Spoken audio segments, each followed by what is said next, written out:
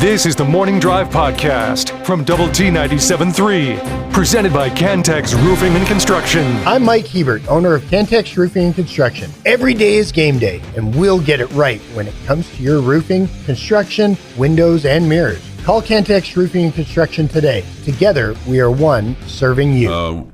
Cowboys, as you heard from Brad Sham, their win in overtime, 64-yard field goal by Brandon Aubrey, and he's just nails. That was the 1,000th game for the Dallas Cowboys in their history. Okay. And it was the 65th time that the Cowboys and the New York Football Giants, 126 games in 65 years. That makes more sense. That the Cowboys and the Giants have played, and the 41 points in the fourth quarter was the most that those two teams have scored. And the 41 points is the fourth most in 126 games in 65 years in the second half. What did you think of Russell Wilson's red shoes? I thought of you immediately when I saw him. Well, it's part of the Giants' color scheme. Well, but the rest of them were wearing white. Okay. So he had red ones. I didn't think much of it. My point is always just match the school colors. Okay. Well, so I guess because red is one of their school colors, right? Correct. Yeah. So that's the school colors. That's the school colors. Team colors. Giants aren't a school. I know. We know that. I know. We're just playing around here. Just trying to play. We're just playing around. Hey, I thought about this yesterday when the polls came out. The value of being in the polls in the preseason, we're starting to see some of this right now as you're kind of climbing up a little bit. 16th in the coaches poll and 17th in the Associated Press poll. So obviously being ranked, as the season started and as teams kind of fall out of the top 25 or lose ahead of you, it's easier to move up if you're already in. Sure. I mean, you would have liked to think that if you were at 30 when the season started, you'd be in the top 25 now. You've moved up, 7 spots or whatever. So that would have got you in. You'd like to believe that. Yeah, but I think you would have. I don't know that you would have been. If you hadn't been ranked, I don't know that you would be 16th and 17th right now. Not likely. Yeah. Not likely. So I thought that was pretty cool. I do have a funny story from the post-game show. I thought it's unfortunate if you were the Oregon State fan that did this, and this came from an Oregon State person, in fact, from their alumni director. Apparently, somebody in Corvallis, I'm assuming they lived in Corvallis, when they booked the trip to see the Red Raiders and the Oregon State Beavers play, they got Jones AT&T Stadium confused with AT&T Stadium in Arlington that is associated with Jerry Jones. They thought the two were together. They thought that Jones AT&T Stadium was in Arlington as part of Cowboy Stadium and so they booked their trip to Arlington. And when they got to Arlington and discovered that the game was not in Arlington but in Lubbock, they had to get on another plane and come back this way. So that's a little unfortunate. Definitely. So just be careful when you're booking these things. You got all these, names of stadiums and stuff like that. And this guy asked me, goes, "Is Jones Stadium related to Jerry Jones?" I said, "No, it was named after the president of the university and his wife many, many, many years ago. They gave some seed money for the stadium, and so it's named Clifford and Audrey Jones. Now it's just Jones AT&T Stadium." So anyway, that's a bit unfortunate. Let's see. This from the Yates Flooring Center chat line. If we get beat on Saturday, will we have to go undefeated to make the playoffs since the Big 12 is such a weak conference and our non-conference schedule is mediocre at best? I would think you would have to win the Big 12 championship game. I don't know about going undefeated. If you can get there with another loss, you're going to have to win the Big 12 championship game. I don't think this conference is getting to win this year. Yeah, I don't think so. And especially if you're Texas Tech. Texas Tech is not going to be the second team in because of that non-conference schedule. Yeah, no, I think you're... And the conference just doesn't have enough, good teams, it feels like, at this point to get you the respect that you would need to get in with the non-conference schedule. So you're going to have to win the Big 12 championship game. They are, which you could say that for a lot of teams. I mean, maybe Utah, you would say the same exact thing about. I'm not saying we're the only one, but the conference is showing to not be that good. Yeah, and so it feels like this is a one-bid league. It's the automatic qualifier. It made me chuckle a little bit yesterday. The Big 12 put out its weekly press release, and the lead bullet point was the Big 12 has 6 non-conference wins versus Power 4 opponents this season, which are the second most of any FBS conference. Yeah, I don't... I'm trying to mask it a little bit there. Yeah. But it's... I mean, you peel it back just a little bit, and you go, that onion kind of smells a little bit. Why would anyone affiliate us with that trash stadium in Arlington? They got the names confused. They got confused. I don't think that's a trash stadium. I think it's a very nice stadium. It's weird looking. Yeah. Well, inside it's super nice. Yeah, super. But it's weird looking. Super nice. What did you think of the Cowboys win yesterday? Thought they played to the level of their opponent. I thought their secondary was shockingly bad. Thought the offense was pretty mediocre till the fourth quarter. Okay. Yeah. Looked like a team that kind of went into the game knowing that they were going to win and not totally dialed in. It was an exciting game. I mean, the back and forth nature of it, I thought was, the first 3 quarters were kind of blah, but the fourth quarter was awesome. Yeah, no doubt. I mean, it was, and the mere fact that after you give up the lead there, after you'd gotten it, I mean that pass from Dak Prescott to George Pickens for the 6-yard touchdown after the big reception by Jalen Tolbert with 52 seconds left. Well, you're up 30. Great catch by Tolbert. Yeah, you're up 34-30, but then man, you give it away right away. How do you just keep getting beat deep I over know. and over? Right.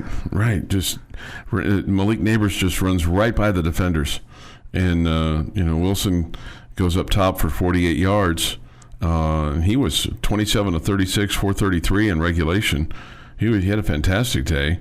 Had a big run before that play. But then, I mean, the Cowboys, they come back right before the half and they get a big field goal and they get the big, obviously the game tire from Aubrey from 64 after a big reception by Jake Ferguson. So, I mean, Cowboys had resilience yesterday. Yeah, no doubt. Yeah, even when it's against a team that you should have beat by way more, it's still resilient. You didn't give up. You didn't quit. That game looked like 2 teams that didn't want to win, and then at the end of it, it was 2 teams that didn't want to lose. I think the Giants definitely wanted to win. It may be the only one they could have gone all year. They don't look great, but their offense was obviously way better. Yeah, I'll tell you what, James Hudson, man. That guy that got all the penalties in the first quarter. This is the Morning Drive Podcast from Double T 97.3, presented by Cantex Roofing and Construction. Today is Monday, September the 15th. Here's Jeff McGuire with this day in sports history. Starting in 1902, one of my favorite things in sports happened. Chicago Cubs infielders Tinkers, Evers, and Chance turned their very first double play together in a 6-3 win over Cincinnati. How about that? I didn't realize it was that early in time, 1902. Wow. 1950, for a record 6th time, New York Yankees first baseman Johnny Maze, Mize? M-I-Z-E? Johnny Mize. Mize. Yeah, Johnny Mize. Hits 3 home runs in one game. Fast forward to 1990, Chicago White Sox Bobby Thigpen is the first to record 50 saves in a season. 1995, St. Louis Cardinals shortstop Ozzie Smith sets a Major League Baseball record of 1,554 double plays. In 2007, Michael Crabtree has 11 catches for 244 yards and grabs 3 of Graham Harrell's 6 touchdown passes as Texas Tech beats Rice 59-24. It is National Cheese Toast Day and National Linguine Day. I will go ahead and tell you, my mother loved cheese toast. I don't think I'd ever heard of that before.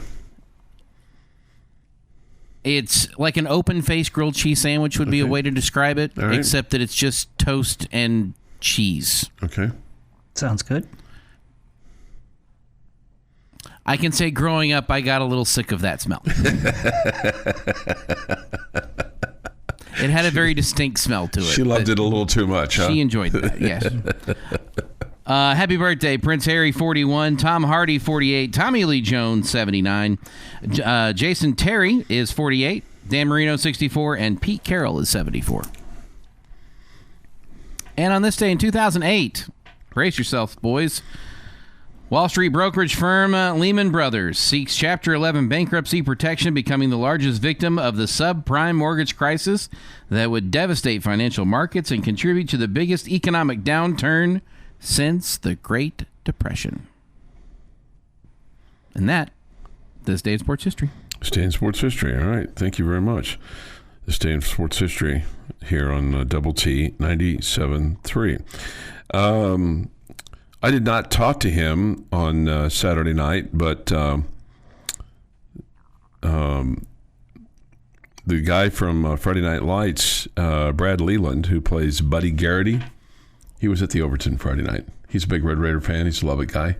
I think I'd heard that before. Yeah. Yeah. So he was there. He was sitting at the bar and just, I think, telling tales. Looked like lots of folks, I say lots, several people talking to him. The people just leave him, others just leave him alone.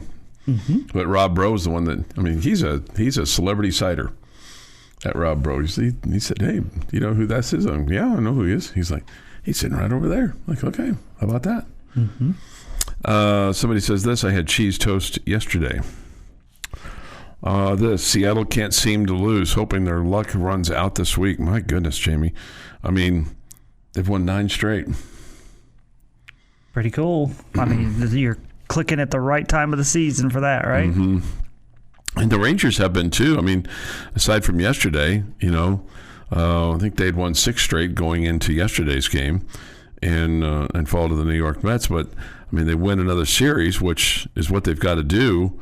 The unfortunate thing, though, is you lose ground in the division as a result of yesterday, and now find yourselves 3 back.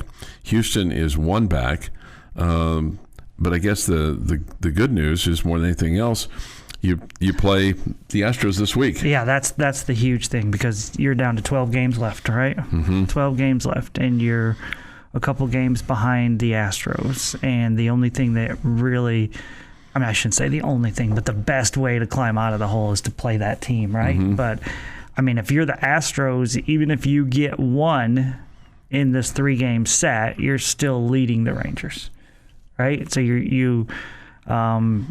this is a massive series for the Rangers. Even if you lose it and you're the Astros, you still have a shot to keep holding on. But it feels like if you lose it and you're the Rangers, if you lose 2 out of 3 here, it's going to be really tough to catch them with what you have left, right? Because you're going to be 3 back. Mm-hmm. If you lose 2 out of 3, you'll be 3 back. Is that math right? Yeah. 3 back of them with only 9 games to play. Mm-hmm. That gets really difficult. Right. This is a must-win series for the Rangers. It's almost a must sweep. Well, you don't have to sweep. If you win tonight, you're tied. No, you're a game back, right? Correct. You're a game back of the Astros. So if you win 2 out of 3, the Astros will still be up a game. Up a game. Yeah. For the Rangers, the playoff starts tonight. Yeah, kind of. Jack Leiter, and that's how they need to think about it. Yeah, Jack Leiter will go for the Rangers tonight. He's 79 and 7. Excuse me. He has got a 9-8 earned run. He's got a 9-8 record with a 381 earned run average. Jason Alexander will be his opponent on the hill tonight, who's 4-1 with a 419 earned run average. It's not like the Astros have been lighting it up. So it's better to play the Astros than the Mariners right now. Yeah, no, the way the Seattle's playing. Mm-hmm. The thing about it is, though, Jeff, with your, the playoff start tonight deal, you can win 4 out of 7 in the playoffs in advance. You have to be better than that right now. If you're the Rangers. Yeah. They've got to think one game wild card game playoffs. Yeah, you got to be better than just barely above 500. And obviously the Astros have plenty to play for because they're still trying to win a division. And here's the good news: if whichever team wins that wild card spot, the Astros or the Rangers, I mean, you're going to get to play the weakest division winner, which happens to be the one in your division. So you get you get into that wild card spot, you got a decent chance to get to the division round. Mariners are idle tonight, so a chance to cool their heels a little bit, and then they play in Kansas City against the Royals, who have been reeling of late. So the schedule is definitely in their favor. Kansas City is 4-6 in their last 10. Meanwhile, as I mentioned, the Mariners have won their last 9. They're 9-1 in their last 10. Astros are 4-6 in their last 10. Rangers are 7-3 in their last 10. But it feels like that they've been playing much better. So there you go. Let's see. So am I/we living in an echo chamber by not putting a tin of stock in how good Utah is. I don't see it. UCLA is a dumpster fire, and they won in a mostly empty stadium. Yeah, I think there's still probably some questions as to how good Utah is, right? Yeah, I think that's fair. Mm-hmm. I think that's fair. I don't look at Utah and I just, we know that playing UCLA on paper, playing UCLA and playing on the road at Wyoming was a tougher schedule than what the Red Raiders played. Mm-hmm. On paper. But that doesn't mean that even if their schedule was a little bit tougher and they got through at 3-0 and yours was weaker and you got through at 3-0, doesn't mean they're the better team. It doesn't mean that. I mean, their schedule may have been a little bit tougher, but I don't think they, again, in this last game, they had 3 points partway through late into, what was it, a half? It was 3-0 at halftime. It was 3-0 at half, yeah. I mean, that's not a great Wyoming team. So, I don't know. My guess is that both teams were kind of looking ahead, and that's why both the Red Raiders and Utah didn't play great. The thing that's going to be really interesting is their rushing versus your defensive line, because against Wyoming they ran for 311 yards, almost 7 yards a tote. And your defensive line is maybe the strength of your team. I worry more about your offensive line against their defensive front. Yeah, I think that's fair too. Your daily dose of sports and fun. This is the Morning Drive Podcast from Double T 97.3, presented by Cantex Roofing and Construction. Good morning with Jamie Lent and Jeff McGuire. I'm Chuck Heinz. We come to you from the First United Bank studio. Thoughts, comments, Yates Flooring Center chat line. Visual Edge IT hotline, it's open, 806-771-0973. We get this sane piece of advice this morning. Can we not just enjoy the ride? This might be the year, and if it's not, we as a fan base are battle-tested and callous to the same outcome. Open up and let it in. You've advised us on that in baseball many, many times. Just enjoy the ride. Right?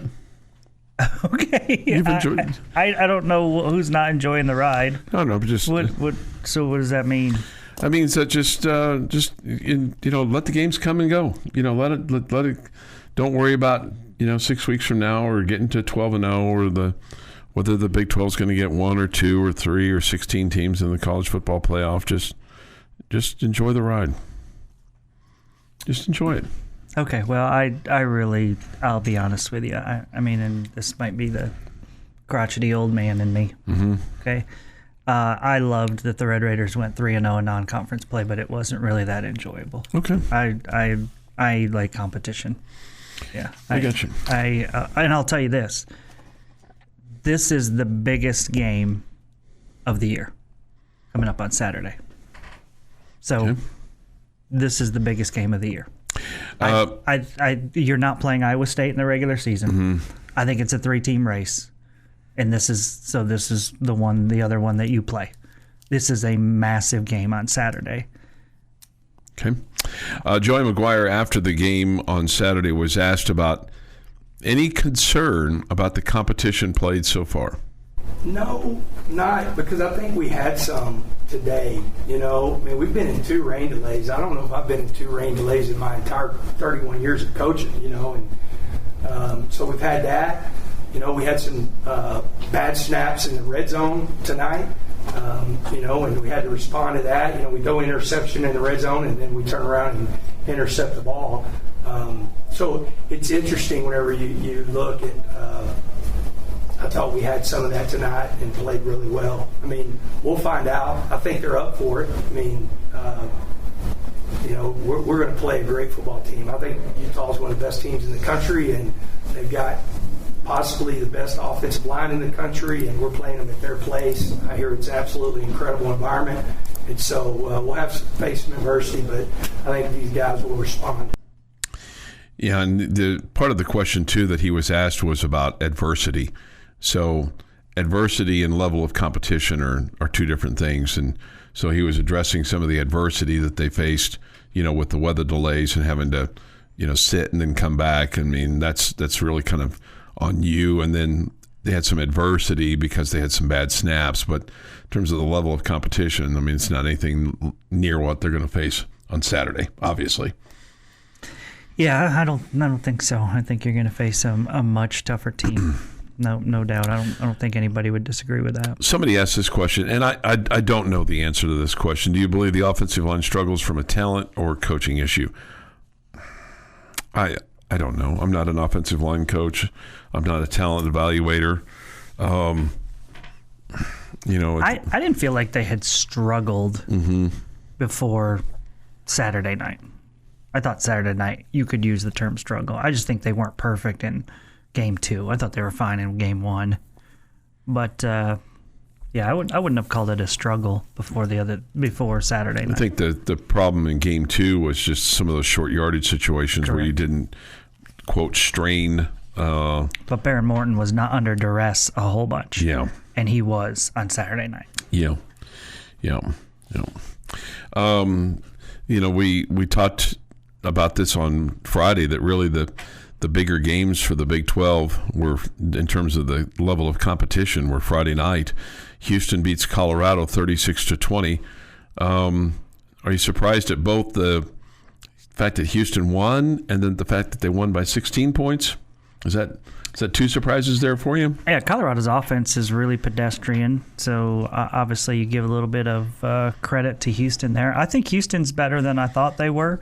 With Wegman at quarterback, they're a more potent offense. So I was impressed with Houston, no doubt about it. And Colorado, which I thought was going to be pretty mediocre this year, I feel like is a little bit less than mediocre. Okay. And then Arizona, this might be the 2 biggest surprises of the Big 12 so far, that Arizona is 3-0 and that K-State is 1-3. No question. That Kansas State team looked like they didn't want to be there for the most part, and the offense is horrible. Arizona looks okay. I don't think great. I think this is about Kansas State more than that game was more about Kansas State than it was about Arizona. Arizona really dominated the game. Should have won by a lot more. Mm-hmm. But Arizona is definitely a step up from last year. They're just, I don't think they're doing anything special per se. They're just taking care of the ball. They're not beating themselves. They did a lot of that last year. Kansas State just, I mean, they can't stop the run, and offensively they're just not good. Yeah. And they were 3 of 13 on third down in that ball game. So that was no bueno at all. All right, so here's Coach McGuire. He was asked about the performance of his defensive line, and obviously he's thrilled with it.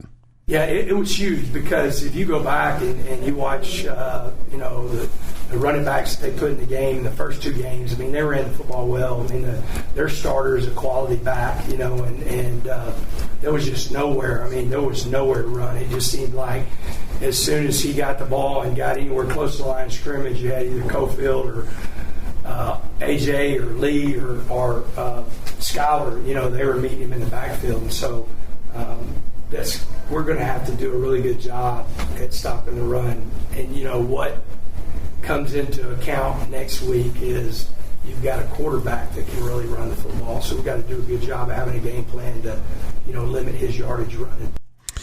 And he said this after the game too. He said, if we continue to grow as we have a very good football team. And he said that the defensive line was as good as advertised. Yeah, I wouldn't disagree with that at all. And he also said that he thinks that they have a whole nother gear that they can play at, and that they can play at another level. And he said that he said he doesn't think that they've come close to playing to how good they can play. So we will see about that. Well, that's going to be fun. The other thing too that they have done a better job of, just from an offensive standpoint, and they've been much, and Coach McGuire alluded to this, he said we've been much more explosive than we have before. And he thought that the offensive line performed well and that Barron had time to throw. Now it'll be interesting to see In certain plays he did. And it'll be interesting to see what he has to say about it today after he's had a chance to look at the film and things like that. Because he said he was anxious to see the film. He thought that the running backs did a good job. So, it's funny because in the post game, he got a little frustrated because the stats weren't matching up. Oh man, they were a mess. Oh, and so I'm not sure what the problem was there, but he said it wasn't 25 yards. It wasn't, because that's what it just was. There were just some things that were, the automatic stuff wasn't working like I guess it should have, and there were some sacks that hadn't been credited. But anyway, he was I think overall pleased with how his team performed, but again knows that next week it's the real McCoy, and you got a real football team on the other side of you, and an offensive line that your defensive line is going to get the test of its life next week or this coming week. Yeah, it's going to be great offensive line against a great defensive line. Should be a terrific matchup when Utah has the ball. The Morning Drive podcast from Double T 97.3 is presented by Cantex Roofing and Construction. Jamie's question of the day on Double T 97.3 is brought to you by Connecticut of West Texas. All right, guys, I asked you this one last week, and I'm going to ask it again today just because I think early on in the season so much changes, and it's fun to see how we all jump around from week to week, overreact or underreact to certain outcomes. But just in order, give me your top 3 teams in the Big 12 Conference. Top 3 teams in the Big 12 Conference. I think I'm going to say Iowa State, and then a tie for second between Texas Tech and Utah. And then we'll see what happens on Saturday between those two teams. Yes, we will. Is that kind of a cop-out answer? It's whatever. Yeah, it's fine. Because I don't think that. I think the last part was probably could have gone unsaid. Oh, sure. Yes, we will see. So it's Captain Obvious, I right? may just hear it. You don't know if I'm going to see it or not. Right. Just You're hear making promises that you can't catch, Mr. Heinz. Right. Well, and then let me guess. You're going to, whoever wins, you're going to place ahead of the other one? Yeah, right. Okay. Well, because I don't think Utah's really, I mean, they didn't just, waltz through the woods, either. I mean, they didn't have any, they kind of waltzed through the woods. They didn't have any competition. They didn't come across any tigers or lions or bears to get in the way of their little hike through the first 3 weeks of the season. Cal Golden Bears. They fired their coach. The Bruin bear is not much of a bear. I mean, I think that it's just something you see at the zoo and it just smiles back at you. Kind of like a koala bear. Okay. I am not going to be picking on wildlife in my answer to this question. Iowa State, Utah, Texas Tech. 1, 2, 3. Okay. So we're all in simpatico here then, because I still think Iowa State, due to them having 2 Power 4 wins, you have to put them at the top at this point. Mm-hmm. And then I think I've put it like Jeff said it, Utah 2 and Texas Tech 3. there's no good reason for it. I agree that both have played pretty easy schedules. I think Tech has almost been more impressive. It's just that Utah played a quote-unquote Power 4 team on the road. They've played 2 road games. Red Raiders have not. I mean, but you could make the case that Tech has been more impressive in their wins against bad teams than Utah has. So I could really go either way, so I understand why Chuck put them tied. So, okay. So it does feel like, and unfairly maybe for me, I had TCU at 2 last week because of their win over North Carolina, really, which was an impressive win. I'm becoming, even though North Carolina's won their games since then, I just don't know that North Carolina's that great. TCU didn't just blow. Did they play SFA or ACU this weekend? They just didn't blow out ACU. So, I don't know. I guess that's why I dropped them. This is a fair question or a fair statement or thoughts from the chat line. Do we know how Iowa State? Do we know how good Iowa State is? They barely beat K-State, true, 24-21, and Arkansas State. They beat them 24-16. Yep. I think we're giving them too much credit for a close win over K-State, and they had a close win against Iowa, 16-13. They did blow out South Dakota, 55-7, which you would expect. So, sure, I mean, with a bounce of a ball here or there, I mean, it was very pedestrian, very Iowa State-ish. You know, that 16-13 game, and then the 24-21 K-State win. So yeah, I mean that's a fair statement. I think there's some fairness to it. I'll say this: I think that was a K-State team that was different when they played Iowa State. I agree with that. I think K-State has given up. Okay, I think they hadn't given up first week of the season. I think they were better then. Beating Iowa. And not like it's the top of the Big Ten. Fair enough. I think that's fair. The points that you're making, I guess maybe that's why I'm not putting Iowa State like head and shoulders above Utah and Tech. But they have also played. I feel like their resume is better. Yeah, they also have 4 wins, and that factors in a little bit with one of them being a conference win, and. You can say Iowa is not the greatest Big Ten school. No one is going to tell you that you're wrong there. But that game means everything to both of those 2 schools. Yeah. I still look at this conference and feel like, and I feel like I've seen every team play. I think the Red Raiders are the most talented. I think they have the most weapons. How do you feel about BYU? Good. I just feel like the true freshman quarterback thing is going to be difficult. Okay. But I think they're a team that's going to be in the mix, top 5, 6, 7, somewhere in there, right? Baylor still scares me. I was just getting ready to ask you about Baylor. Baylor still scares me because of the way that they can score. And, that Baylor team, I mean, they played a tough schedule to start the year, right? Auburn and SMU. Yeah. So maybe they can get better on defense. I don't know, but they can surely score on offense. Sawyer Robertson is slinging it. So I think that's a team that you have to worry about. The Red Raiders don't because they don't get to play them. But it wouldn't shock me for them to be in the mix. I think I'm cooling a little bit on Arizona State. Again, I thought they were...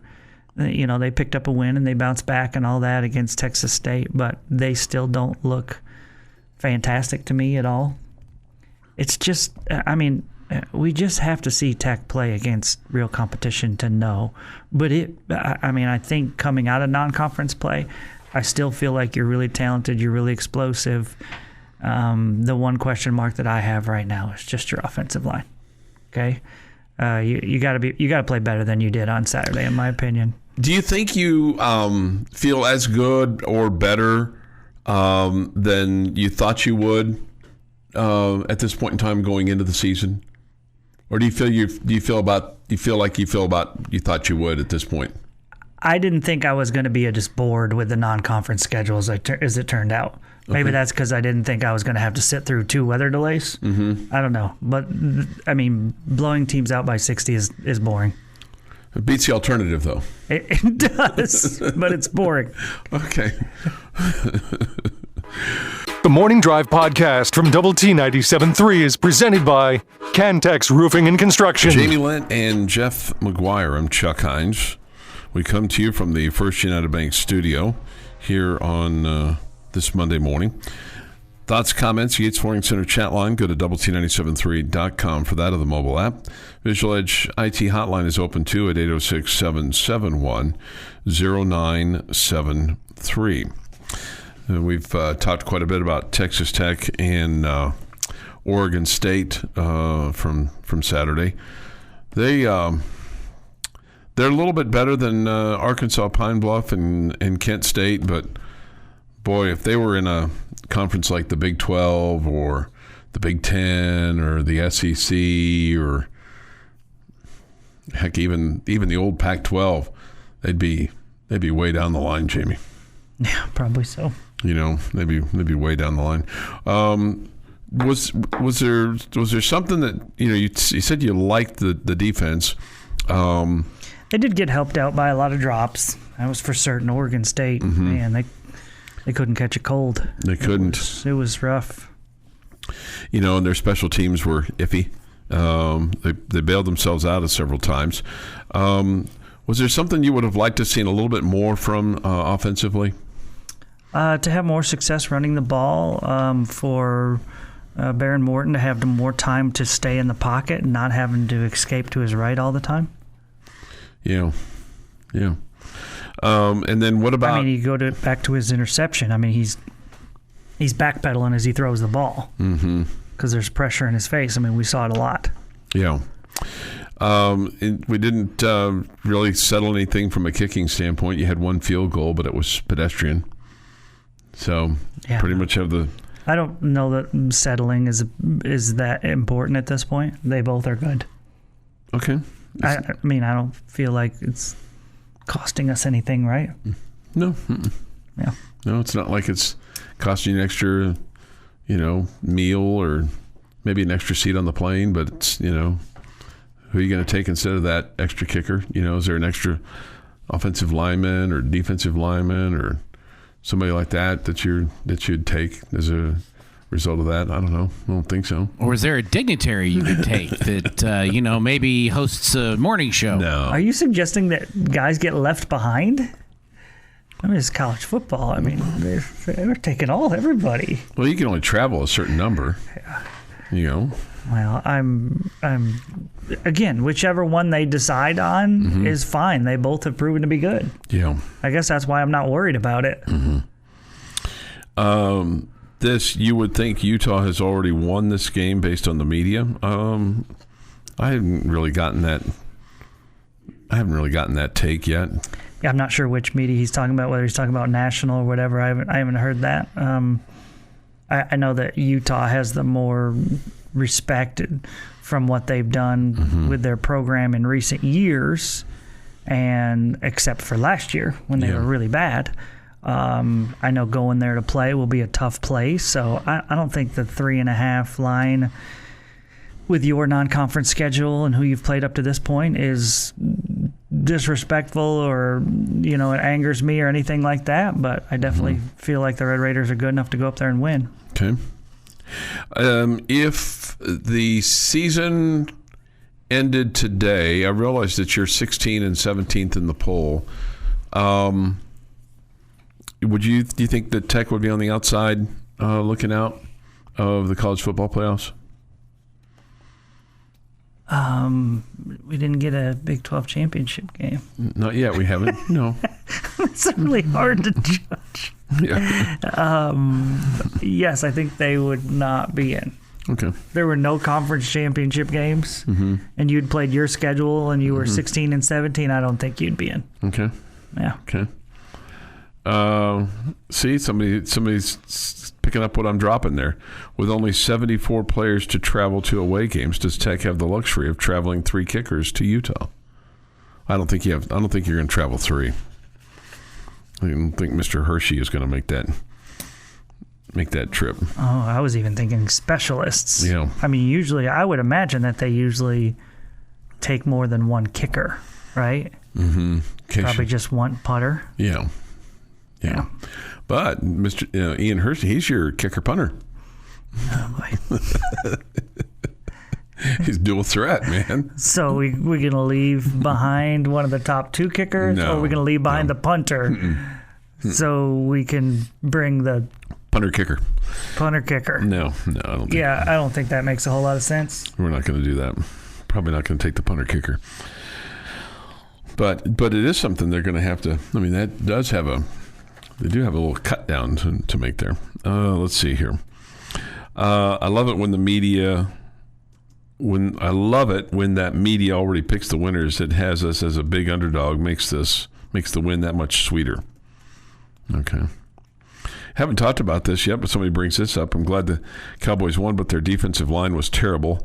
Hopefully, Jadeveon Clowney will help. I don't know if he'll help much. I thought their secondary was worse than their defensive line. I mean, no. I wondered why they had a secondary in the fourth quarter. Oh, my God. I mean, how many people can Diggs just let run by him? I think we're going to find out. That number might be limitless. Yeah.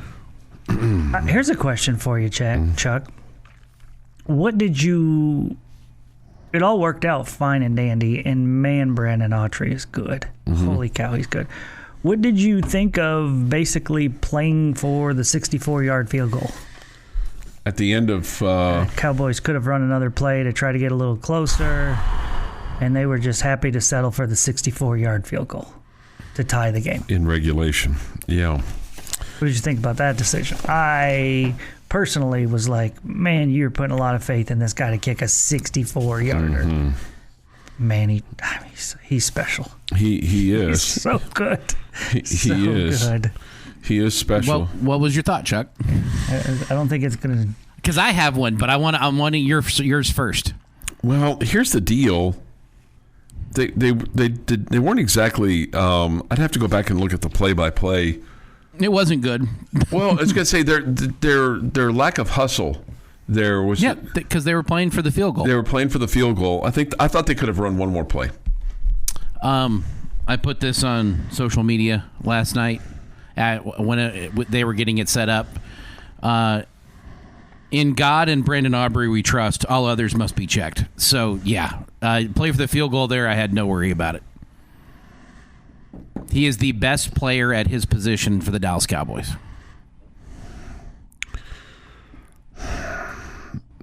Yeah, but man.